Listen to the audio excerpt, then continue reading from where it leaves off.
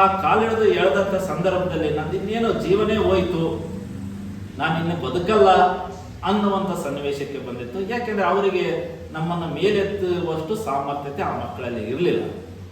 ಆಗ ಅಲ್ಲೇ ಒಬ್ಬರು ಇದ್ದಂಥ ಒಬ್ಬ ವ್ಯಕ್ತಿ ಬಂದು ನಮ್ಮನ್ನು ದೇವರ ರೀತಿಯ ನಮ್ಮನ್ನು ಕಾಪಾಡಿದರು. ಹಾಗಿಲ್ಲ ಅಂತಂದರೆ ನಾನು 7ನೇ ತರಗತಿಯಲ್ಲಿ ನಾನು ನನ್ನ ಜೀವನವನ್ನು ಮುಕ್ತಾಯಗೊಳಿಸಬೇಕಾಗಿತ್ತು. ಅನಿವಾರ್ಯ ಕಾರಣದಿಂದ ನಮ್ಮ ತಂದೆ ತಾಯಿಗಳು ಶಿಕ್ಷಣದಿಂದ ಮೊಟಕುಗೊಳಿಸಬೇಕು ಅನ್ನುವಂಥ ನಿರ್ಧಾರಕ್ಕೆ ಬಂದರು. ಆದರೆ ಯಾವುದೋ ಒಂದು ಸಹಾಯದಿಂದ, ಬೇರೆಯೊಬ್ಬರ ಮಾರ್ಗದರ್ಶನದಿಂದ ನಾನು ಮತ್ತೆ PUCಯನ್ನು ಓದಲಿಕ್ಕೆ ಅವಕಾಶ ಸಿಕ್ತು. ಹಾಗೆ ನನಗೆ ಎಷ್ಟು ಪರ್ಸೆಂಟೇಜ್ ಬಂದಿದೆ ನನ್ನ ಅನ್ನೋದು ಕೂಡ ನನಗೆ ಗೊತ್ತಿರಲಿಲ್ಲ. ಕೊನೆಯದಾಗಿ ಒಂದು ಸಲ ನಾನು ಗುಲ್ಬರ್ಗ ನೋಡ್ಕೊಂಡು ಬರಬೇಕು ಅನ್ನುವಂಥ ನಿಟ್ಟಿನಲ್ಲಿ ನನ್ನ ಎಲ್ಲ ದಾಖಲಾತಿಗಳನ್ನು ತೆಗೆದುಕೊಂಡು ಗುಲ್ಬರ್ಗಕ್ಕೆ ಹೋದೆ. ಆ ಗುಲ್ಬರ್ಗದಲ್ಲಿ ಹೋದಾಗ ನನ್ನ ಹೆಸರು ಮೊದಲನೇ ಲಿಸ್ಟ್ನಲ್ಲಿ ಇದ್ದುದರಿಂದ ನಾನು ಅಲ್ಲಿ ಗುಲ್ಬರ್ಗ ವಿಶ್ವವಿದ್ಯಾಲಯದಲ್ಲಿ ರಾಜ್ಯಶಾಸ್ತ್ರದಲ್ಲಿ ನಾನು ಪ್ರವೇಶಾತಿಯನ್ನು ನಾನು ಪಡ್ಕೊಂಡೆ. SC ST ವರ್ಗ ಸ್ಥಳೀಯ ಲೋಕಲ್ ಗೌರ್ಮೆಂಟ್ನಲ್ಲಿ ಯಾವ ರೀತಿಯಲ್ಲಿ ಕಾರ್ಯವನ್ನು ನಿರ್ವಹಿಸ್ತಾರೆ, ಪಂಚಾಯತ್ ರಾಜ್ ಇನ್ಸ್ಟಿಟ್ಯೂಷನ್ನಲ್ಲಿ ಅವರ ಪಾತ್ರ ಏನು, ಅಲ್ಲಿನ ಒಂದು SC ST ಜನ ಯಾವ ರೀತಿಯಲ್ಲಿ ಸೌಲಭ್ಯಗಳನ್ನು ಪಡ್ಕೊಂಡಿದ್ದಾರೆ, ಇದರ ಬಗ್ಗೆ ನೀನು PhDಯನ್ನು ಮಾಡಿದರೆ ಒಂದು ಒಳ್ಳೆಯದಾಗುತ್ತೆ ಅನ್ನೋ 2001ರಲ್ಲಿ MPhil ಪದವಿಯನ್ನು ಜ್ಯೋತಿರಾವ್ ಫುಲೆಯವರ ಜೀವನ ಚರಿತ್ರೆಯ ಬಗ್ಗೆ ನಾನು ಪೂರೈಸಿದೆ. ನಂತರ ಈ ಪಂಚಾಯತ್ ರಾಜ್ ವ್ಯವಸ್ಥೆಯಲ್ಲಿ ಹೇಗೆ ಕಾರ್ಯನಿರ್ವಹಿಸಬೇಕು ಅನ್ನೋದ್ರ ಬಗ್ಗೆ PhD ಪದವಿಯನ್ನು ಪೂರೈಸಿ ನಂತರದಲ್ಲಿ ನಾನು ಉಪನ್ಯಾಸಕನಾಗಿ ಕೆಲವು ವರ್ಷಗಳ ಕಾಲ ಕಾರ್ಯವನ್ನು ನಿರ್ವಹಿಸಿದೆ. ವ್ಯವಸಾಯ ಮಾಡಲಿಕ್ಕೆ ಒಬ್ಬರಿಂದ ಆಗಲ್ಲ, ಹಾಗಾಗಿ ನಮ್ಮ ತಮ್ಮ ಕೂಡ ನನಗೆ ಕೈ ಜೋಡಿಸಿದರೆ ನಾವು ಒಳ್ಳೆಯ ಬೆಳವಣಿಗೆಯನ್ನು ಹೊಂದಬಹುದು ಅನ್ನುವಂಥ ಉದ್ದೇಶವನ್ನು ಇಟ್ಟುಕೊಂಡು ನಮ್ಮನ್ನು ಶಾಲೆ ಬಿಡಿಸ್ಲಿಕ್ಕೆ ಕಾರಣ ಆಯಿತು. ಆದರೆ ನಾವು ಆ ದಿನ ಏನಾದರೂ ನಾವು ಶಾಲೆಯನ್ನು ಬಿಟ್ಟಿದ್ರೆ, ವ್ಯವಸಾಯದ ಕಡೆಗೆ ನಾವು ಹೋಗಿದ್ರೆ, ನಾವು ಈ ಮಟ್ಟಕ್ಕೆ ಬಂದು ನಿಲ್ಲಲಿಕ್ಕೆ ಅಥವಾ ಸಮಾಜದಲ್ಲಿ ನಡೆಯುವಂಥ ಕುಂದುಕೊರತೆಗಳನ್ನು, ಸಮಸ್ಯೆಗಳನ್ನು ಬಗೆಹರಿಸಲಿಕ್ಕೆ ಸಾಧ್ಯ ಆಗ್ತಾ ಇರಲಿಲ್ಲ. ವಿದ್ಯಾರ್ಥಿಗಳು ಸದಾ ಕ್ರಿಯಾಶೀಲರಾಗಿರಬೇಕು, ಒಳ್ಳೆಯದನ್ನು ಸ್ವೀಕರಿಸುವಂಥ ಮನೋಭಾವನೆ ಇರಬೇಕು, ಶಿಸ್ತಿನಿಂದ ಕೂಡಿರಬೇಕು, ಸಮಾಜದ ಅಂಕು ಡೊಂಕುಗಳನ್ನು ತಿದ್ದುವಂಥ ಒಂದು ಶಿಕ್ಷಣವನ್ನು ಪಡಿಬೇಕು. ಉಪನ್ಯಾಸಕನಾಗಿ ಸೇವೆಯನ್ನು ಸಲ್ಲಿಸುವಂಥ ಸಂದರ್ಭದಲ್ಲಿ ನನ್ನ ಸಹಪಾಠಿ ಆದಂಥ ಧೋನಿ ಅನ್ನುವರು, ಇನ್ನೂ ತುಂಬ ಚಿಕ್ಕ ವಯಸ್ಸು, ನನಗಿಂತ ತುಂಬ ಚಿಕ್ಕ ವಯಸ್ಸಿನಂಥವರು ಅಕಾಲಿಕ ಮರಣಕ್ಕೆ ಒಳಗಾದರು. ಆ ಘಟನೆ ನನಗೆ ಸದಾಕಾಲ ನನ್ನ ಕಣ್ಣು ಮುಂದೆ ಬರುತ್ತೆ. ಅದೇ ರೀತಿಯಲ್ಲಿ ಹರಪನಹಳ್ಳಿ ಕಾಲೇಜಿನಲ್ಲಿ ಸಹ ನನ್ನ ಜೊತೆಗಿದ್ದಂಥ ಸಹಪಾಠಿ ಆದಂಥ ವೀರೇಶ್ ಅವರು ಕೂಡ ಅಕಾಲಿಕ ಮರಣ ಬಂದರು. ನಾನು ಅವರು ಟೀ ಕುಡ್ಕೊಂಬಂದು ಅರ್ಧ ಗಂಟೆ ಆಗಿರಲಿಲ್ಲ, ಆಲ್ರೆಡಿ ಅವರಿಗೆ ಸ್ಟ್ರೋಕ್ ಆಗಿದೆ ಅನ್ನುವಂಥದ್ದು ಗೊತ್ತಾಯಿತು. ಸ್ಟ್ರೋಕ್ ಆಗಿ 3 ದಿನದಲ್ಲಿ ಅವರು ಮರಣವನ್ನು ಹೊಂದಿದರು. ಈ 2 ಘಟನೆಗಳು ನನಗೆ ಸದಾ ಕಾಲ ಚುತ್ತಾ ಇರುತ್ತೆ.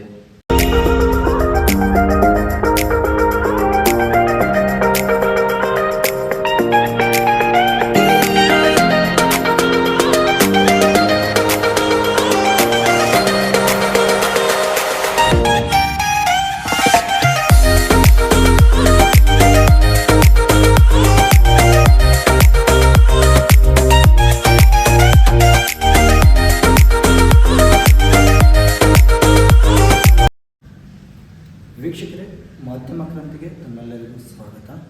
ನಾವಿವತ್ತು ಅರಸೀಕೆರೆ ಗ್ರಾಮದ ಈ ಕಡೆ ಲಾಯರು ಹೌದು, ಈ ಕಡೆ ಪ್ರಾಚಾರ್ಯರು ಹೌದು, ಇನ್ನೊಂದು ಕಡೆ ಪತ್ರಕರ್ತರು ಹೌದು. ಈ 3 ವೃತ್ತಿಯಲ್ಲಿ ನಿರತವಾಗಿ ಸಾಧನೆಗಳನ್ನು ಮಾಡುತ್ತಾ ಇತರರಿಗೆ ಸ್ಫೂರ್ತಿಯಾಗುತ್ತಾ ಬಂದಿರುವ ನಮ್ಮ ಅರಸೀಕೆರೆಯ ಡಾಕ್ಟರ್ ಎಂ ಸುರೇಶ್ ಅವರನ್ನು ಇಂದು ಸಂದರ್ಶನ ಮಾಡುತ್ತಿದ್ದೇವೆ. ಅವರ ಬದುಕಿನ ಚಿತ್ರಣ ಹೇಗಿತ್ತು, ಅವರ ಆಗು ಹೋಗುಗಳು ಹೇಗಿದ್ದವು, ಜೊತೆಗೆ ಅವರ ಬದುಕಿನ ಕಷ್ಟ ಕಾರ್ಪಣ್ಯಗಳು ಯಾವ ರೀತಿ ಇದ್ದವು ಅನ್ನೋದನ್ನು ಇವತ್ತು ನಮ್ಮ ಮಾಧ್ಯಮ ಕ್ರಾಂತಿ ವೀಕ್ಷಕರಿಗೆ ಅವರ ಹತ್ರ ತಿಳಿದುಕೊಳ್ಳೋಣ. ತಮ್ಮೆಲ್ಲರಿಗೂ ಸ್ವಾಗತ ಸರ್. ನಮ್ಮ ಮಾಧ್ಯಮ ಕ್ರಾಂತಿ ವೀಕ್ಷಕರ ಪರವಾಗಿ ನಮಗೆ ಸ್ವಾಗತ. ಎಲ್ಲರಿಗೂ ನಮಸ್ಕಾರ. ನನ್ನ ಹೆಸರು ಬಂದು doctor M Suresh, Y Annappa degree college ಪ್ರಾಚಾರ್ಯರು, ಅರಸೀಕೆರೆ. ನಾನು ಹುಟ್ಟಿ ಬೆಳೆದಿದ್ದು ಅರಸೀಕೆರೆಯಲ್ಲಿ. ನಮ್ಮ ಒಂದು ಬದುಕು ಒಂದು ರೀತಿಯಲ್ಲಿ ನೀರಿನ ಮೇಲೆ ನಡೆಯುವಂಥ ಒಂದು ಬದುಕು, ಏರು ಇಳಿತಗಳಿಂದ ಬಂದಂಥ ಒಂದು ಬದುಕು. ಯಾಕೆಂದರೆ ನಾನು ಒಂದು ಬಡ ಕುಟುಂಬದಿಂದ ಬಂದಂಥ ಒಂದು ವ್ಯಕ್ತಿ, ಒಂದು ಸಾಮಾನ್ಯ ವ್ಯಕ್ತಿ ನಾನು. ನಾವು ಓದುವಂಥ ಸಂದರ್ಭದಲ್ಲಿ ನಮಗೆ ಯಾವುದೇ ರೀತಿಯಾದಂಥ ಮೂಲ ಸೌಕರ್ಯಗಳು ನಮಗೆ ಇರಲಿಲ್ಲ. ದೀಪದ ಸೌಕರ್ಯಗಳು ಇರಲಿಲ್ಲ, ಲೈಟಿಂಗ್ ಇರಲಿಲ್ಲ. ನಾವು ಎಲ್ಲೋ ಓದಬೇಕಾಗಿತ್ತು. ತಂದೆಯವರು ಅವಿದ್ಯಾವಂತರು, ಮನೆಯಲ್ಲಿ ಯಾರೂ ಕೂಡ ನಮಗೆ ಯಾವುದೇ ಮಾರ್ಗದರ್ಶನವನ್ನು ನೀಡಲಿಕ್ಕೆ ಇಲ್ಲದೇ ಇರುವಂಥ ಸಂದರ್ಭದಲ್ಲಿ ನಮಗೆ ನಾವೇ ಅರಿತುಕೊಂಡು ಈ ಮಟ್ಟಕ್ಕೆ ಬರಲಿಕ್ಕೆ ಕಾರಣ. ನಮ್ಮ ತಂದೆಯವರು ನಮಗೆ ಎಲ್ಲ ರೀತಿಯ ಬೆಂಬಲವನ್ನು ಕೊಟ್ಟರು, ಪ್ರೋತ್ಸಾಹವನ್ನು ಕೊಟ್ಟರು. ಆ ಒಂದು ತಂದೆಯವರ ಒಂದು ಪ್ರೋತ್ಸಾಹವೇ ನಮಗೆ ಮಾರ್ಗದರ್ಶನವಾಗಿ ಇವತ್ತು ನಾನು ನಿಮ್ಮ ಮುಂದೆ ಈ ಮಟ್ಟಕ್ಕೆ ಬಂದು ನಿಲ್ಲಲಿಕ್ಕೆ ಕಾರಣ. ಸರ್, ಮೊದಲಿಗೆ ಕೇಳ್ತಾ ನಮ್ಮ ಮಾಧ್ಯಮ ಕ್ರಾಂತಿ ವೀಕ್ಷಕರ ಪರವಾಗಿ ತಮ್ಮನ್ನು ನಾನು ಸಂದರ್ಶನ ಮಾಡ್ತಾ ಇದ್ದೀನಿ. ನಿಮ್ಮ ಒಂದು ವೃತ್ತಿಗೆ 3 ವೃತ್ತಿಗಳಲ್ಲಿ ತಾವು ನಿರತರಾಗಿದ್ದೀರಿ. ಯಾವ ರೀತಿ ಈ 3 ವೃತ್ತಿಗಳಲ್ಲಿ ನೀವು ಸೇವೆಯನ್ನು ಮಾಡ್ತಾ ಹೋಗ್ತಾ ಇದ್ದೀರಿ? ನಿಮಗೆ ಯಾವುದೇ ರೀತಿ ಸಮಸ್ಯೆಗಳು ಬರ್ತಾ ಇಲ್ವಾ ಈ ವೃತ್ತಿಯೊಳಗೆ? ನಿಮಗೆ ಈ 3 ವೃತ್ತಿಯಲ್ಲಿ ಕಂಟಿನ್ಯೂ ಮಾಡ್ಕೊಂಡು ಹೋಗ್ತಾ ಇದ್ದೀರಾ? ಮನುಷ್ಯ ನಿರಂತರವಾಗಿ ಪ್ರಕ್ರಿಯೆಯಲ್ಲಿದ್ದಾಗ ಯಶಸ್ಸನ್ನು ಮುಟ್ಲಿಕ್ಕೆ ಸಾಧ್ಯತೆ ಇದೆ. ನಾವು ಯಾವುದು ನನ್ನಿಂದ ಆಗಲ್ಲ ಅಂತಂದಾಗ ನಾವು ಯಾವುದೇ ಗುರಿಯನ್ನು ಮುಟ್ಲಿಕ್ಕೆ ಆಗಲ್ಲ. ನನಗೆ ಪತ್ರಿಕೆ ಪ್ರತಿನಿತ್ಯ ಕೂಡ ನಾನು ಅದಕ್ಕೆ ಸುದ್ದಿಯನ್ನು ಕಳಿಸ್ತಾ ಇರ್ತೇವೆ. ಏನಾಗಿದೆ ಏನಿಲ್ಲ ವಾಸ್ತವಿಕತೆಯ ಆಧಾರದ ಮೇಲೆ ದಿನನಿತ್ಯದ ಬದುಕಿನ ಸಮಸ್ಯೆಗಳಾಗಿರ್ಬೋದು ಇವುಗಳನ್ನು ನಾವು ಕಳಿಸ್ತಿದ್ದೇನೆ. ಜೊತೆಗೆ ಉಪನ್ಯಾಸವನ್ನು ಕೂಡ ನಾನು ಮಾಡ್ತಿದ್ದೇನೆ. ಪ್ರಾಚಾರ್ಯರಾಗಿ ಕೂಡ ಕಾರ್ಯವನ್ನು ನಿರ್ವಹಿಸ್ತಿದ್ದೇನೆ. ಅದರ ಜೊತೆಯಲ್ಲಿ ನಾನು ವಕೀಲರಾಗಿ ಸೇವೆಯನ್ನು ಸಲ್ಲಿಸಿದೆ. ಈ 3 ಕೂಡ ನನಗೆ ಯಾವುದೇ ರೀತಿಯ ಒಂದಕ್ಕೊಂದು ಅಡ್ಡಿ ಆಗದ ರೀತಿಯಲ್ಲಿ ನಾನು ಅದನ್ನು ಹೊಂದಾಣಿಕೆಯನ್ನು ಮಾಡಿಕೊಂಡು ನನ್ನ ಜೀವನವನ್ನು ಕಟ್ಟಿಕೊಳ್ಳಿಕ್ಕೆ ನಾನು ಪ್ರಯತ್ನಿಸ್ತೇನೆ.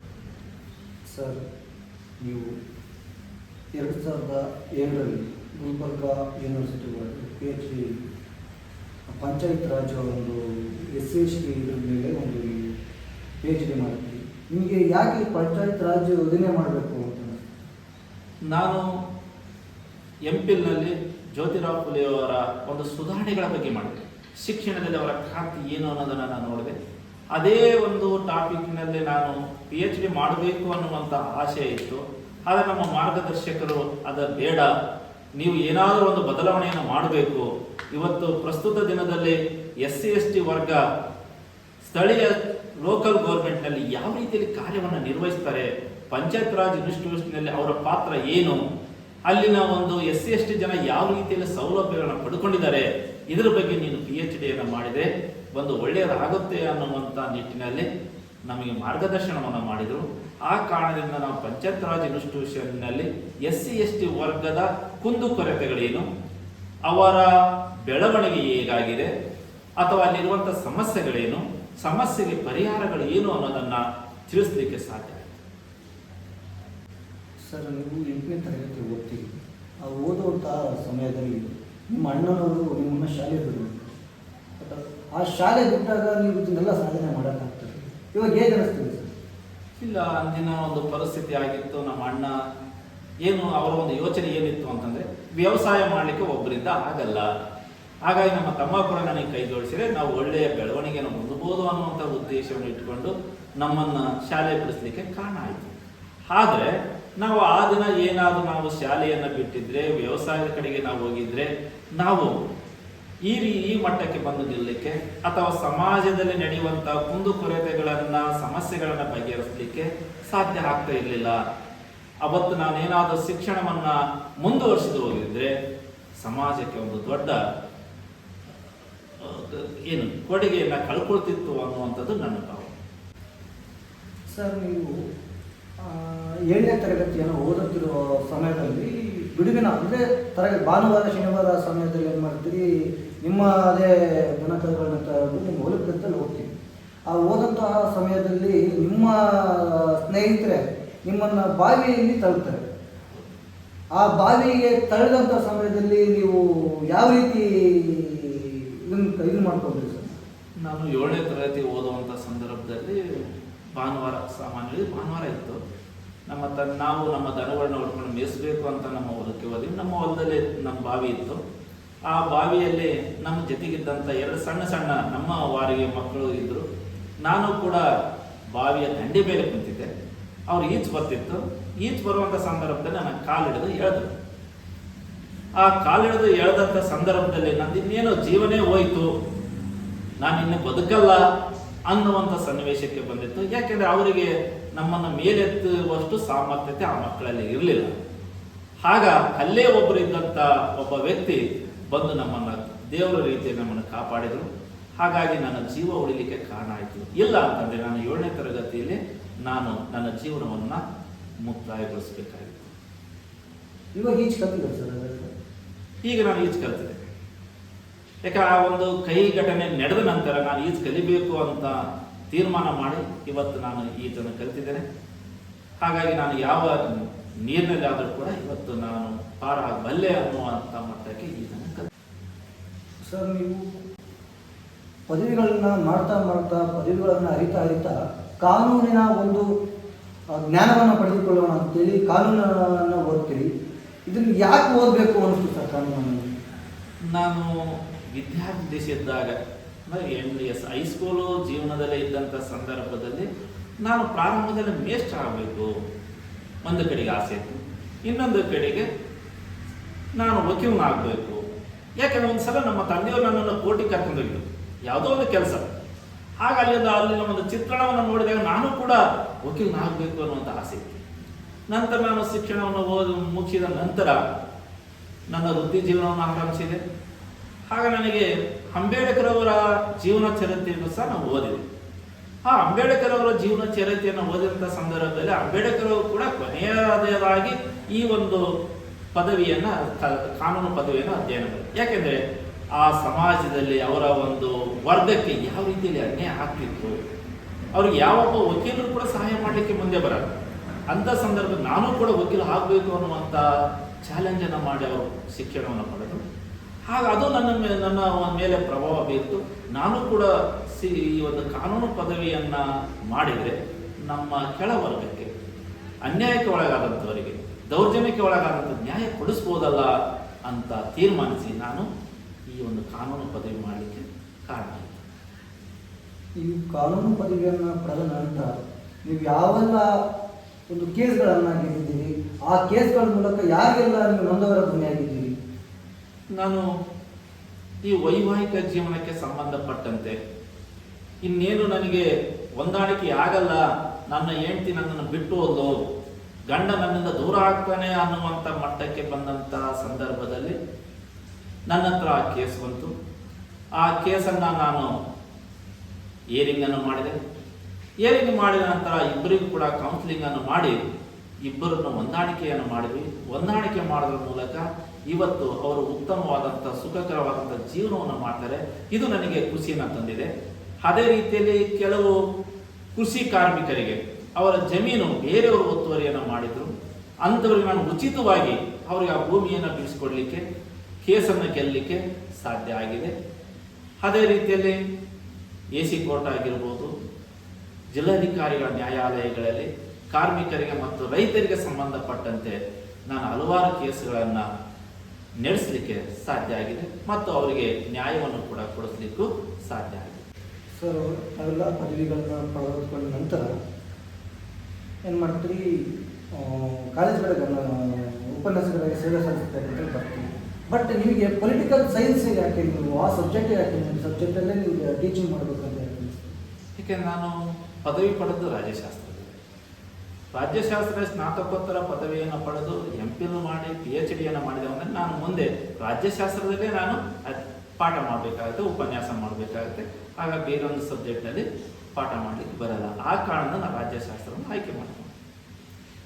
ನೀವು ಈ ಪದವಿ ಟೈಮಲ್ಲಿ ನೀವು ಈ ರಾಜ್ಯಶಾಸ್ತ್ರವನ್ನು ಯಾಕೆ ಓದಬೇಕು ಅಂತ ಅನಿಸ್ತು ಸರ್? ನನಗೆ ಅಲ್ಲಿ ಫಸ್ಟು ಡಿಗ್ರಿ ಮುಗಿಸ್ಕೊಂಡು ಪದವಿ ಮುಗಿಸ್ಕೊಂಡು ಸ್ನಾತಕೋತ್ತರಕ್ಕೆ ಹೋದಾಗ 2 ಅವಕಾಶಗಳಿದ್ದವು. ಒಂದು ಅರ್ಥಶಾಸ್ತ್ರ, ಇನ್ನೊಂದು ರಾಜ್ಯಶಾಸ್ತ್ರ. ಎರಡರಲ್ಲಿ ಕೂಡ ನನಗೆ ಆಯ್ಕೆ ಪಟ್ಟಿಯಲ್ಲಿ ನನ್ನ ಹೆಸರಿತ್ತು.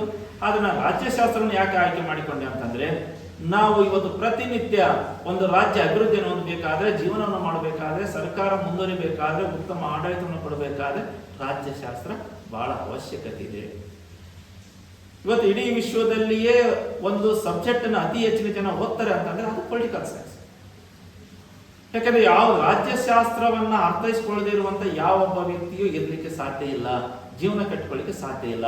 ಆ ಕಾರಣದಿಂದ ರಾಜ್ಯವನ್ನು ಮುನ್ನಡೆಸಬೇಕಾದ್ರೆ, ಸರ್ಕಾರವನ್ನು ನಡೆಸಬೇಕಾದ್ರೆ ಅಂತ ಒಂದು ವ್ಯವಸ್ಥೆಗೆ ನನ್ನದೇ ಆದಂಥ ಸಲಹೆ ಸೂಚನೆಯನ್ನು ಕೊಡಲಿಕ್ಕೆ ಸಾಧ್ಯತೆ ಇದೆ ಅನ್ನುವಂಥ ಕಾರಣದಿಂದ ರಾಜ್ಯಶಾಸ್ತ್ರವನ್ನು ನಾನು ಆಯ್ಕೆ ಮಾಡ್ತೀನಿ. ಉಪನ್ಯಾಸದ ತಮ್ಮೆಲ್ಲ ಪದವಿಗಳನ್ನು ಪಡೆದುಕೊಳ್ತೀವಿ, ತದನಂತರ ಉಪನ್ಯಾಸಕ ಕೊಡ್ತೀವಿ. ನೀವು ಎಲ್ಲಿಂದ ಮೊದಲ ನಿಮ್ಮ ವೃತ್ತಿಯನ್ನು ಪ್ರಾರಂಭ ಮಾಡಿದ್ದು? ನಾನು 2005-6ರಲ್ಲಿ ಪ್ರಥಮ ಬಾರಿಗೆ ಕೂಡ್ಲಿಗಿ ಸರ್ಕಾರಿ ಪ್ರಥಮ ದರ್ಜೆ ಕಾಲೇಜಿನಲ್ಲಿ ನನ್ನ ಉಪನ್ಯಾಸವನ್ನು ಪ್ರಾರಂಭಿಸಿದೆ, ಅತಿಥಿ ಉಪನ್ಯಾಸಕನಾಗಿ. ಅಲ್ಲಿಂದ ಇಲ್ಲಿಯವರೆಗೂ ವಿವಿಧ ಹಂತಗಳಲ್ಲಿ ಕೂಡ್ಲಿಗಿ ಕಾಲೇಜಿನಲ್ಲಿ 8 ವರ್ಷ ಸೇವೆಯನ್ನು ಸಲ್ಲಿಸಿದೆ. ತದನಂತರ ಹರಪನಹಳ್ಳಿಯಲ್ಲಿ ಕೂಡ ಹೊಸದಾಗಿ ಪ್ರಥಮ ದರ್ಜೆ ಕಾಲೇಜು ಪ್ರಾರಂಭ ಆಯಿತು. ಅಲ್ಲಿ ಕೂಡ ನಾನು 17 ವರ್ಷ ಸೇವೆಯನ್ನು ಸಲ್ಲಿಸಿದೆ. ಇದರ ಮಧ್ಯದಲ್ಲಿ 2007-8-9ರಲ್ಲಿ ಶಾಸ್ವಳ್ಳಿ ಪದವಿ ಪೂರ್ವ ಕಾಲೇಜಿನಲ್ಲಿ ಕೂಡ ರಾಜ್ಯಶಾಸ್ತ್ರ ಉಪನ್ಯಾಸಕನಾಗಿ ಸೇವೆಯನ್ನು ಸಲ್ಲಿಸಿದೆ. ಇದರ ನಂತರ ದಾವಣಗೆರೆ ವಿಶ್ವವಿದ್ಯಾಲಯದಲ್ಲಿ ಹೊಸದಾಗಿ ರಾಜ್ಯಶಾಸ್ತ್ರವನ್ನು ಪ್ರಾರಂಭಿಸಿದರು. ಹೊಸ ವಿಶ್ವವಿದ್ಯಾಲಯ 2009ರಲ್ಲಿ ಪ್ರಾರಂಭ ಆಯಿತು. ಆಗ ಅತಿಥಿ ಉಪನ್ಯಾಸಕರನ್ನ ಕಾಲ್ ಮಾಡಿದರು. ಅಲ್ಲಿ ನನ್ನ ಆಯ್ಕೆ ಆಯಿತು. ಪ್ರಥಮ ಬಾರಿಗೆ ರಾಜ್ಯಶಾಸ್ತ್ರ ಉಪನ್ಯಾಸಕನಾಗಿ ವಿಶ್ವವಿದ್ಯಾಲಯದಲ್ಲಿ ಉಪನ್ಯಾಸ ಕೊಡುವಂಥ ಒಂದು ಭಾಗ್ಯ ನನಗೆ ಸಿಕ್ತು. ಅಲ್ಲಿ ಕೂಡ ನಾನು 7-8 ವರ್ಷ ನನ್ನ ಸೇವೆಯನ್ನು ಸಲ್ಲಿಸಿ ನಾನು ನಂತರ ಕಾನೂನು ಪದವಿ ಕಡೆಗೆ ಗಮನ ಹರಿಸಲಿಕ್ಕೆ ಸಾಧ್ಯ. ಒಬ್ಬ ಸಾಮಾನ್ಯ ಹಳ್ಳಿಯ ಹುಡುಗ ಯಾವೆಲ್ಲ ಹುದ್ದೆಗಳನ್ನು ಅಲಂಕರಿಸಬಹುದು ಅನ್ನೋದನ್ನ ನಿಮ್ಮಿಂದ ಸ್ಫೂರ್ತಿ ಅಂತಂದ್ರೆ ಅನಿಸಿಕೆ ಇದು ನಿಜಾನ ಸರ್? ಯಾವ ರೀತಿಯೆಲ್ಲ ಇದನ್ನ ನಿಮ್ಮ ಜೀವನದಲ್ಲಿ ತೋರಿಸ್ಕೊಂಡಿದ್ದೀರಿ? ಹೌದು, ಯಾಕೆಂದ್ರೆ ಯಾವುದೇ ಪ್ರತಿಭೆಗಳು ಎಲ್ಲಿದ್ದಾವೆ ಅಂತಂದ್ರೆ ಹಳ್ಳಿಗಳಿವೆ. ಶಾರದೆ ಇರೋದು ಗುಡಿಸದ ಮನೆಯಲ್ಲಿ, ಲಕ್ಷ್ಮಿ ಇರೋದು ಆರ್ಸಿಸಿ ಮನೆಯಲ್ಲಿ. ಹಾಗಾಗಿ ಪ್ರತಿಭೆಗಳು ಎಲ್ಲಿ ಸಿಗ್ತವೆ ಅಂತಂದ್ರೆ ಹಳ್ಳಿಯಿಂದಲೇ ಸಿಗ್ತವೆ. ಹಾಗಾಗಿ ಇವತ್ತು ಹಳ್ಳಿಯ ಪ್ರತಿಭೆಗಳು ಕೇವಲ ಒಂದೇ ಹುದ್ದೆ ಅಲ್ಲ, ಬರೀ ಪ್ರಾಚಾರ್ಯರು ಅಷ್ಟೇ ಅಲ್ಲ, ಇವತ್ತು ಈ ದೇಶದ ಪ್ರಧಾನಮಂತ್ರಿಯಾಗಿಯೂ ಕೂಡ ಅವರು ಕೆಲಸವನ್ನು ನಿರ್ವಹಿಸ್ತಾರೆ ಅಂತಂದ್ರೆ ಅದು ಹಳ್ಳಿಯ ಪ್ರತಿಭೆಗಳು. ನನಗೆ ಯಾವುದೇ ಒಂದು ಮೂಲ ಸೌಕರ್ಯ ಇಲ್ಲದೆ ಇರುವಂತ ಶಾಲೆಗಳಲ್ಲಿ ನಾವು ಓದಿ ಇವತ್ತು ಈ ಮಟ್ಟಕ್ಕೆ ಬಂದಿದ್ದೇವೆ ಅಂತಂದ್ರೆ ಅದು ಈ ಸರ್ಕಾರಿ ಶಾಲೆಯಲ್ಲಿರುವಂತಹ ಒಂದು ಗತ್ತು, ಒಂದು ಗಟ್ಟಿತನ. ಹಾಗಾಗಿ ಸರ್ಕಾರಿ ಶಾಲೆಯಲ್ಲಿ ಓದುವಂತ ಪ್ರತಿಯೊಬ್ಬ ಮಕ್ಕಳಿಗೂ ಬದುಕನ್ನು ಕಲಿಸಿಕೊಡುವಂತ ಕೆಲಸವನ್ನ ಸರ್ಕಾರಿ ಶಾಲೆಗಳು ಮಾಡ್ತಿದ್ದಾವೆ. ಹಾಗಾಗಿ ಪ್ರತಿಯೊಬ್ಬರು ತಮ್ಮ ಮಕ್ಕಳನ್ನ ಸರ್ಕಾರಿ ಶಾಲೆಯಲ್ಲಿ ಓದಿಸೋದ್ರಿಂದ ಅವರು ಬದುಕು ಮತ್ತು ಉದ್ಯೋಗ ಎರಡನ್ನೂ ಕೂಡ ಕಟ್ಟಿಕೊಳ್ಳಲಿಕ್ಕೆ ಸಾಧ್ಯತೆ ಆಗಿದೆ. ಅದಕ್ಕೆ ಉದಾಹರಣೆ ನಾನೇ ಅನ್ನೋದನ್ನ ನಾನು ತಿಳಿಸ್ತೇನೆ. ವಿದ್ಯಾರ್ಥಿ ಜೀವನ ಹೇಳಿ? ನನ್ನ ವಿದ್ಯಾರ್ಥಿ ಜೀವನ ಒಂದು ರೀತಿಯಲ್ಲಿ ನೀರಿನ ಮೇಲೆ ನಡಿಗೆ ಆಗಿದೆ.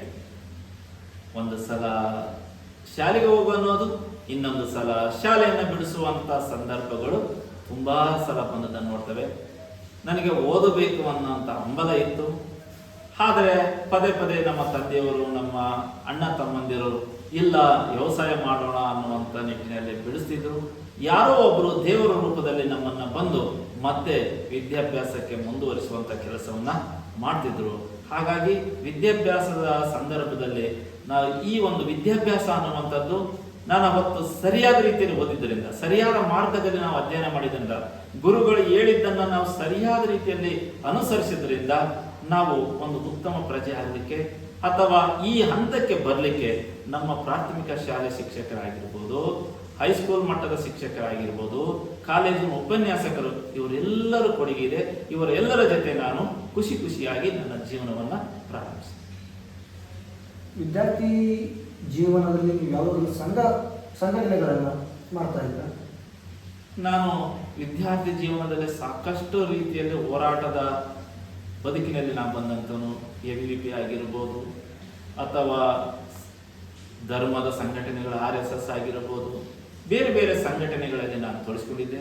ಸಾಕಷ್ಟು ಹೋರಾಟಗಳಲ್ಲಿ ನಾವು ತೊಡಗಿಸಿಕೊಂಡು ಅದರಲ್ಲಿ ಜಯವನ್ನು ಗಳಿಸಿದ್ದೇವೆ.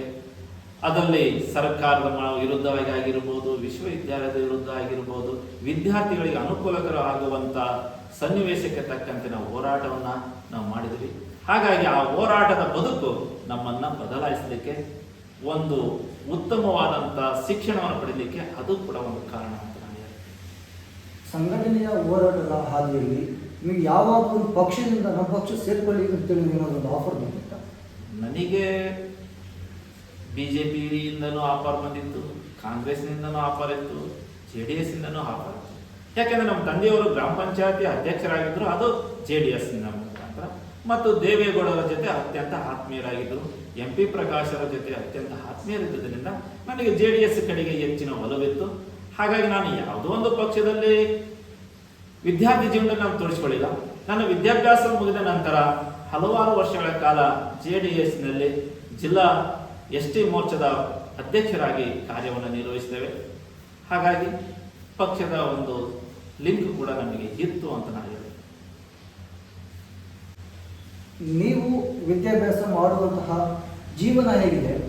ಪ್ರಸ್ತುತ ನಿಮ್ಮ ವಿದ್ಯಾರ್ಥಿಗಳ ಜೀವನ ಹೇಗೆ ನೋಡ್ತಾ ಇದ್ದೀವಿ? ನಾವು ಓದುವಂಥ ಸಂದರ್ಭದಲ್ಲಿ ಪುಸ್ತಕಗಳ ಕೊರತೆ ಇತ್ತು, ಪೆನ್ನುಗಳ ಕೊರತೆ ಇತ್ತು. ಒಂದು ನಾವು ಪೆನ್ನನ್ನು ಬರಿಬೇಕಂದ್ರೆ 15 ಪೈಸೆ ಕೊಟ್ಟು ಲೆಡ್ಡನ್ನು ಪಡ್ಕೊಳ್ತೀವಿ. ಯಾಕೆಂದ್ರೆ 25 ಪೈಸೆ ಕೊಟ್ಟು ಪೆನ್ ತೊಗೊಳ್ತಾ ಇರಲಿಲ್ಲ.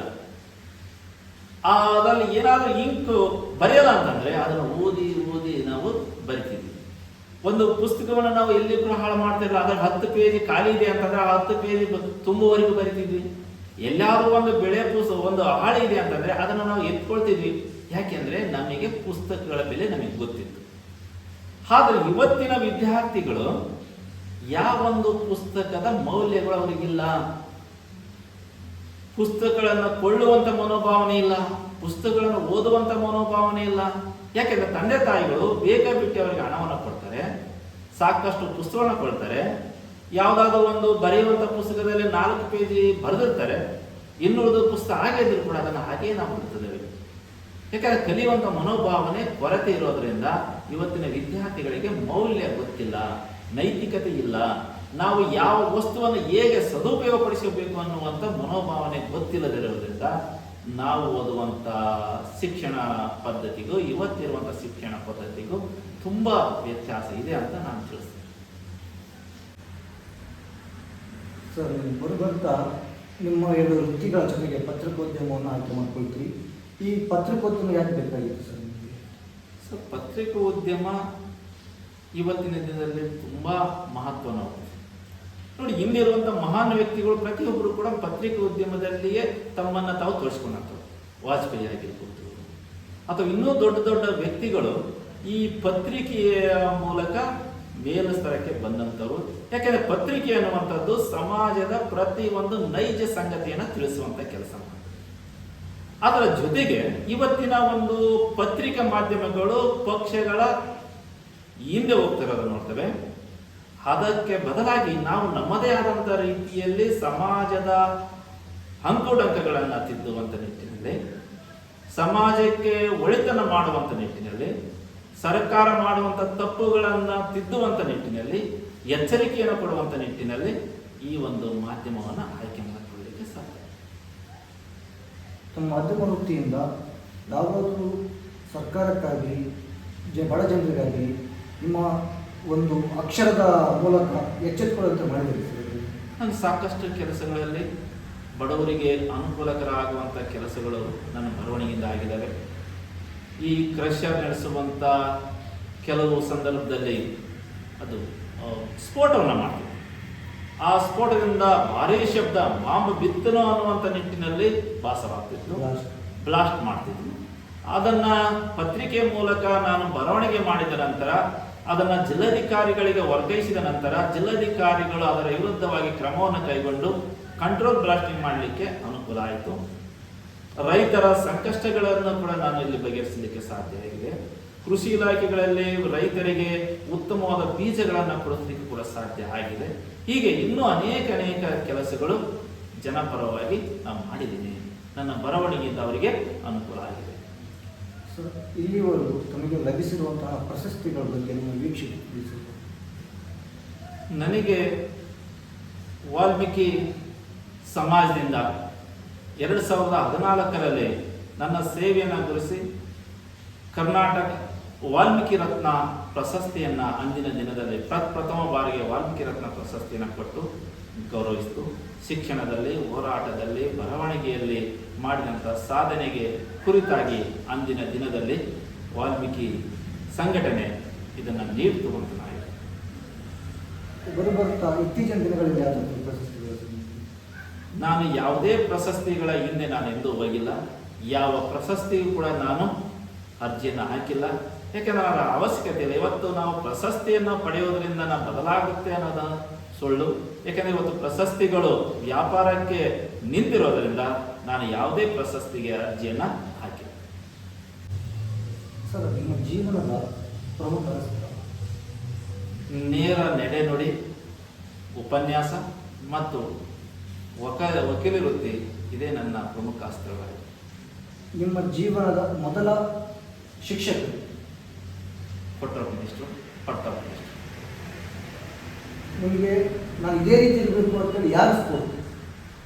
ನನಗೆ ಹೈಸ್ಕೂಲ್ ಓದುವಂಥ ಸಂದರ್ಭದ ಶಿಕ್ಷಕರನ್ನ ಅವ್ರು ಮಾಡುವಂಥ ಪಾಠ, ಅವ್ರು ಹೇಳುವಂಥದ್ದು ನನ್ನ ಮೇಲೆ ಪ್ರಭಾವ ಬೀರಿತು. ನಾನು ಕೂಡ ಇವರಂತೆ ಬೆಸ್ಟ್ ಆಗಬೇಕು ಅನ್ನುವಂಥ ನಿಟ್ಟಿನಲ್ಲಿ ನಾನು ಉಪನ್ಯಾಸಕನಾಗಲಿಕ್ಕೆ ಕಾರಣ.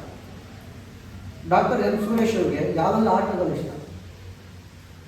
ನನಗೆ 7ನೇ ತರಗತಿ ಇದ್ದಂಥ ಸಂದರ್ಭದಲ್ಲಿ ಇದೇ ಕ್ರೀಡೆಯನ್ನು ಆಡುವಂಥ ಸಂದರ್ಭದಲ್ಲಿ ನನ್ನ ಕೈ ಮುರಿತು. ಆಗ ನಾನು ಕ್ರೀಡೆಗಳ ಕಡೆಗೆ ಹೆಚ್ಚಿಗೆ ಗಮನ ಕೊಡಲಿಕ್ಕೆ ಆಗಲಿಲ್ಲ. ಬ್ಯಾಡ್ಮಿಂಟನ್ ನನಗೆ ಅತಿ ಪ್ರಿಯವಾದಂಥ ಆಟ ಆಗಿತ್ತು. ನಂತರ ಚೆಸ್ಸನ್ನು ಆಡ್ತಿದ್ದೇನೆ. ನಿಮ್ಮ ಮತ್ತು ನಿಮ್ಮ ತಂದೆಯವರ ಒಡನಾಟ ಹೇಗೆ? ನನ್ನ ಮತ್ತು ನಮ್ಮ ತಂದೆಯವರ ನಡುವೆ ಒಂದು ರೀತಿಯಲ್ಲಿ ಸ್ನೇಹ ಸಂಬಂಧ ಇತ್ತು. ಸ್ನೇಹಿತರಾಗಿದ್ದೀವಿ. ಯಾವುದೇ ಎಲ್ಲೇ ಹೋದರೂ ಕೂಡ ನಮ್ಮ ತಂದೆಯವರು ನನ್ನನ್ನು ಬಿಟ್ಟಿರ್ತಾ ಇರಲಿಲ್ಲ. ಎಲ್ಲಿ ಹೋದರೂ ಕೂಡ ನನ್ನನ್ನು ಕರ್ಕೊಂಡು ಹೋಗ್ತಿದ್ರು. ಮಧ್ಯರಾತ್ರಿ ನಾನು ಜಮೀನಿಗೆ ನೀರು ಕಟ್ಟಲಿಕ್ಕೆ ಹೋದರೂ ಕೂಡ ನಾನು ಜೊತೆಯಲ್ಲಿ ಹೋಗ್ತಿದ್ದೆ. ಹಾಗಾಗಿ ನಮ್ಮ ತಂದೆ ಮತ್ತು ನನ್ನ ನಡುವೆ ಅತ್ಯಂತ ಆತ್ಮೀಯವಾಗಿ ಇರುವಂಥ ಸಂಬಂಧ. ಡಾಕ್ಟರ್ ಎಂ ಸುರೇಶ್ ಅವರ ಪ್ರಕಾರ ವಿದ್ಯಾರ್ಥಿಗಳು ಯಾವ ರೀತಿ ಇರಬೇಕು? ವಿದ್ಯಾರ್ಥಿಗಳು ಸದಾ ಕ್ರಿಯಾಶೀಲರಾಗಿರಬೇಕು. ಒಳ್ಳೆಯದನ್ನು ಸ್ವೀಕರಿಸುವಂಥ ಮನೋಭಾವನೆ ಇರಬೇಕು. ಶಿಸ್ತಿನಿಂದ ಕೂಡಿರಬೇಕು. ಸಮಾಜದ ಅಂಕು ಡೊಂಕುಗಳನ್ನು ತಿದ್ದುವಂಥ ಒಂದು ಶಿಕ್ಷಣವನ್ನು ಪಡಿಬೇಕು. ಅಂಥ ಒಂದು ಶಿಕ್ಷಕರು, ಅಂಥ ಒಂದು ವಿದ್ಯಾರ್ಥಿಗಳು ಏನಾದರೂ ಸಾಧನೆಯನ್ನು ಮಾಡಲಿಕ್ಕೆ ಸಾಧ್ಯ. ವಿದ್ಯಾರ್ಥಿಗಳಿಗೆ ಇರಬೇಕಾದ ಮುಖ್ಯ ಲಕ್ಷಣಗಳು ಶಿಸ್ತು ಮತ್ತು ಸಂಯಮ. ಅಂದರೆ ಉಪನ್ಯಾಸಕರು ಏನು ಹೇಳ್ತಾರೆ, ಶಿಕ್ಷಕರು ಏನು ಹೇಳ್ತಾರೆ ಅದನ್ನು ಕೇಳುವಂಥ ಮನಸ್ಥೈರ್ಯ ಯಾರಿಗಿರುತ್ತೋ ಅವರು ಮುಂದಿನ ಸಮಸ್ಯೆಗಳಿಗೆ ಉತ್ತರವನ್ನು ಕೊಡಲಿಕ್ಕೆ ಸಾಧ್ಯತೆ ಇದೆ. ಯಾರಿಗೆ ಕೇಳುವ ಮನೋಭಾವ ಇರಲ್ವೋ ಅವರು ಮುಂದೆ ಏನನ್ನು ಕೂಡ ಸಾಧನೆ ಮಾಡಲಿಕ್ಕೆ ಸಾಧ್ಯ ಇದೆ. ಸರ್, ತಮ್ಮ ಗಮನದಲ್ಲಿ ನೋಡೋದಾದರೆ ಸೋಷಿಯಲ್ ಮೀಡಿಯಾದಿಂದ ಅನೇಕ ವಿದ್ಯಾರ್ಥಿಗಳು ಇವಾಗ ಪ್ರಸ್ತುತ ಬೇರೆ ಬೇರೆ ಚಟುವಟಿಕೆಗಳಿಗೆ ಭಾಗಿಯಾಗ್ತಿದ್ದಾರೆ. ಸೋಷಿಯಲ್ ಮೀಡಿಯಾನ ವಿದ್ಯಾರ್ಥಿಗಳು ಯಾವ ರೀತಿ ಉಪಯೋಗ ಮಾಡ್ಕೋಬೇಕು ಅನ್ನೋ ನಿಮ್ಮ ಕಡೆಯಿಂದ ಅವರಿಗೊಂದು ಕರೆ, ಕಿವಿ ಮಾತು.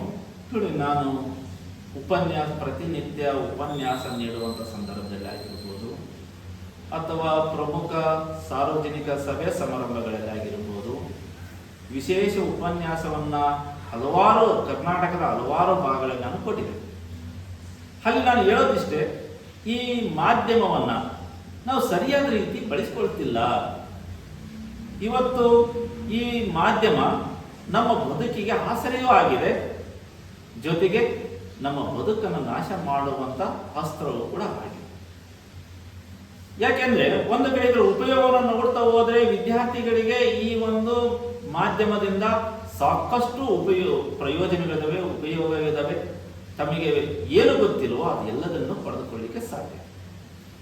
IAS ಕೋಚಿಂಗ್ ಆಗಿರ್ಬೋದು, KS ಕೋಚಿಂಗ್ ಆಗಿರ್ಬೋದು, ಪ್ರಶ್ನೆ ಉತ್ತರಗಳಾಗಿರ್ಬೋದು, ಇವನ್ನು ಪಡ್ಕೋಬಹುದು.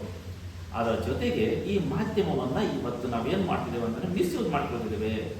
ಸದಾ ಕಾಲ ಅದನ್ನು ನೋಡ್ತಾ ಇರುವಂಥದ್ದು ಅಥವಾ ಪ್ರೀತಿ ಪ್ರೇಮ ಅನ್ನುವಂಥ ಪ್ರಯಾಣದಲ್ಲಿ ಬೀಳುವಂಥದ್ದು, ಇನ್ನು ಅವರಿಗೆ ಜೀವನ ಅಂದರೆ ಏನು ಅನ್ನೋದೇ ಗೊತ್ತಿಲ್ಲದೆ ಅಂದಿರುವಂಥ ಏಜಿನಲ್ಲಿ ಪ್ರೀತಿಯ ಪಾಯಸಕ್ಕೆ ಒಳಗಾಗಿ ತಮ್ಮ ಜೀವನವನ್ನು ಹಾಳು ಮಾಡಿಕೊಳ್ತಿದ್ದಾರೆ. ಇದಕ್ಕೆ ಉದಾಹರಣೆ ಅಂತಂದ್ರೆ, ಈಗ 1.5 ತಿಂಗಳ ಹಿಂದೆ ಹರಪನಹಳ್ಳಿಯಲ್ಲಿ PUC ಪಾಸ್ ಆದಂಥ 2 ವಿದ್ಯಾರ್ಥಿಗಳು, ಒಂದು ಹುಡುಗ ಮತ್ತು ಹುಡುಗಿ, ಎರಡೂ ಕುಟುಂಬದವರ ವಿರೋಧವನ್ನು ಕಟ್ಟಿಕೊಂಡು ಓಡಿ ಹೋದರು. ಅವರ ಶವಗಳು ಕೊಳೆತ ಸ್ಥಿತಿಯಲ್ಲಿ ಸಿಕ್ಕಿದ್ದನ್ನು. ಈ ರೀತಿಯಲ್ಲಿ ನಮ್ಮ ಬದುಕು ಅಂತ್ಯವಾಗುತ್ತೆ.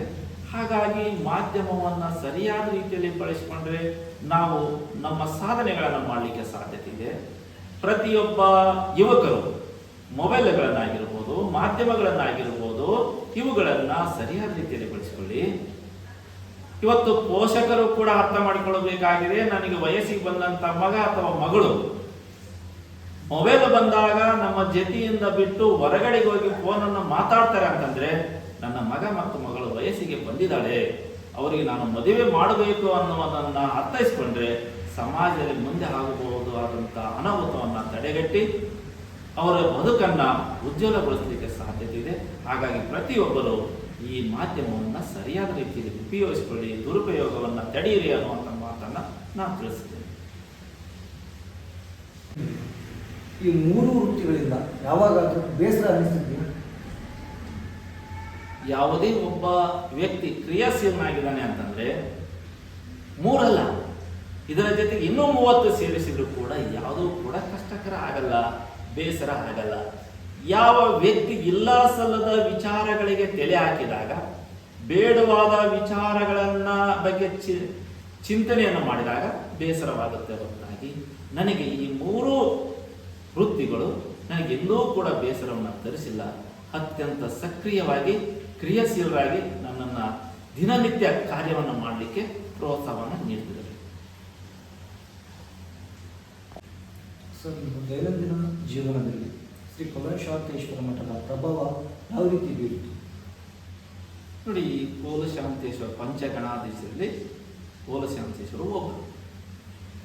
ಈ ಅರಸೀಕೆರೆಯಲ್ಲಿರುವಂತಹ ಕೋಲಶಾಂತೇಶ್ವರ ಮಠದ ವಿರುದ್ಧವಾಗಿ ಎಲ್ಲೇ ಒಂದು ಕಳ್ಳತನದ ಪ್ರಕರಣಗಳಾದರೆ, ಸುಳ್ಳು ಹೇಳಿದರೆ, ವಂಚನೆಯನ್ನು ಮಾಡಿದರೆ ನಾವು ಈ ಭಾಗದ ಜನರು ನಾವು ನ್ಯಾಯಾಲಯಕ್ಕೆ ಹೋಗಲ್ಲ, ಸ್ಟೇಷನ್ನಿಗೆ ಹೋಗಲ್ಲ. ಎಲ್ಲಿ ಬರ್ತಾರೆ ಅಂತಂದ್ರೆ ಕೋಲಶಾಂತೇಶ್ವರ ಮಠಕ್ಕೆ ಬರ್ತಾರೆ. ಯಾಕೆಂದ್ರೆ ಇಲ್ಲಿ ಯಾರೂ ಕೂಡ ಸುಳ್ಳನ್ನು ಹೇಳುವಂತಿಲ್ಲ. ಯಾರಾದರೂ ಅಪ್ಪಿತಪ್ಪಿ ಸುಳ್ಳನ್ನು ಹೇಳಿದ್ರೆ ಅವರ ಜೀವಿತಾವಧಿ ಕೂಡ ಅಷ್ಟೇ ಕಡಿಮೆ ಆಗಿರುತ್ತೆ. ಇಲ್ಲಿ ಏನಾದರೂ ದೇವರ ಮೇಲೆ ಆಣೆ ಮಾಡಿ ಸುಳ್ಳನ್ನು ಹೇಳಿದರೆ 3 ತಿಂಗಳಲ್ಲಿ ಅವರು ಸತ್ತಂತ ಉದಾಹರಣೆಗಳು ಸಾಕಷ್ಟಿದೆ. ಹಾಗಾಗಿ ಕೋಲಶಾಂತೇಶ್ವರ ಮಠ ಹೇಗೆ ಅಂತಂದ್ರೆ ನಮ್ಮ ಭಾಗದ ಜನಕ್ಕೆ ಸುಪ್ರೀಂ ಕೋರ್ಟ್ ಇದ್ದ ಹಾಗೆ. ಸುಪ್ರೀಂ ಕೋರ್ಟ್ ಕೊಡುವಂತ ನ್ಯಾಯ ನಿಧಾನಗತಿಯಲ್ಲಿ ಆಗಿರ್ಬೋದು, ಆದರೆ ನಮ್ಮ ಮಠದ ಸ್ವಾಮೀಜಿ ಕೊಡುವಂತ ಅಥವಾ ಕೋಲಶಾಂತೇಶ್ವರ ಕೊಡುವಂತ ತೀರ್ಪು ಅತಿ ಬೇಗನೆ ಅದು ಫಲಿಸುತ್ತೆ. ಹಾಗಾಗಿ ಎಲ್ಲರೂ ಪ್ರತಿಯೊಬ್ಬರು ಈ ಮಠದ ಬಗ್ಗೆ ಅತ್ಯಂತ ಪ್ರೀತಿಯಿಂದ ಕಾಣಲಿಕ್ಕೆ ಸಾಧ್ಯ. ನಿಮ್ಮ ಜೀವನದಲ್ಲಿ ಮಠದ ಶ್ರೀಗಳ ಪ್ರಭಾವ ಯಾವ ರೀತಿ ಇದೆ? ನೋಡಿ, 1984ರಲ್ಲಿ ನಾವು ಚಿಕ್ಕ ಮಕ್ಕಳು. ಆ ಸಂದರ್ಭದಲ್ಲಿ ಈಗಿರುವಂಥ ಸ್ವಾಮೀಜಿಯವರನ್ನ ಪೀಠಾಧಿಪತಿಯಾಗಿ ಅವರನ್ನು ನೇಮಕ ಮಾಡಿದರು. ಅಲ್ಲಿಂದ ಇಲ್ಲಿಯವರೆಗೆ ಹಾಳು ಬಿದ್ದಂಥ ಈ ಮಠದಲ್ಲಿ ಯಾರೂ ಬರ್ತಾ ಇರಲಿಲ್ಲ, ಅಷ್ಟೊಂದು ಭಯ ಇತ್ತು. ಅಂತ ಒಂದು ಹಾಳು ಬಿದ್ದಂಥ ಮಠವನ್ನ ಇವತ್ತು ಅಕ್ಷರ ದಾಸೋಹವನ್ನು ಮಾಡುವ ಮೂಲಕ, ಅನ್ನದಾಸೋಹ ಮಾಡುವ ಮೂಲಕ ಇವತ್ತು ಬೃಹತ್ತಾದಂಥ ಶಿಕ್ಷಣ ಸಂಸ್ಥೆಗಳನ್ನ ಕಟ್ಟಿದ್ದಾರೆ. LKG, UKG, primary, high school, ITI, degree college, ಹೀಗೆ ಅನೇಕ ಸಂಸ್ಥೆಗಳನ್ನು ಕಟ್ಟಿದ್ದಾರೆ. ಇದರಿಂದ ಇಲ್ಲಿರುವಂಥ ಬಡ ಮಕ್ಕಳಿಗೆ ಅಕ್ಷರ ದಾಸೋಹವನ್ನು ಕೊಡಲಿಕ್ಕೆ ಸಾಧ್ಯ ಆಗಿದೆ.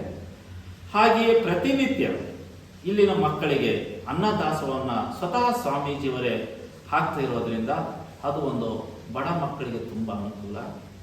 ನಮ್ಮ ಸ್ವಾಮೀಜಿಗಳು ಮಠದಲ್ಲಿ ಕೂಡುವಂತರಲ್ಲ, ಸದಾ ಕಾಲ ಕ್ರಿಯಾಶೀಲರಾದಂಥವರು, ಬಸವಣ್ಣನ ತತ್ವಗಳನ್ನು ಅನುಸರಿಸುವಂಥವರು, ಬಸವಣ್ಣನ ತತ್ವದಲ್ಲಿ ನಂಬಿಕೆಯನ್ನು ಹೊಂದಿದಂಥವರು.